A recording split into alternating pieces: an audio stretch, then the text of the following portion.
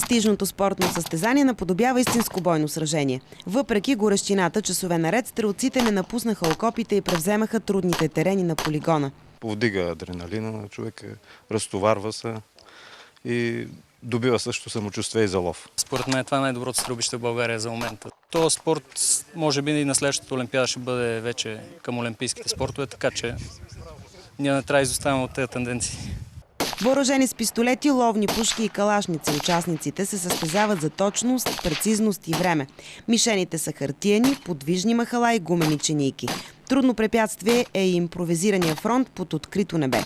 Винаги е разнообразно и винаги е различно. Просто никога не може да се получи на две различни състезания да има една и съща сцена, както го наричаме. Голяма част от състезателите са и запалени ловци. Казват, че стрелбата е скъпо хоби, но си заслужава. Извън активния ловен сезон, подобни надпревари им помагат да не излязат от добрата си форма и да се срещнат с колеги от цялата страна.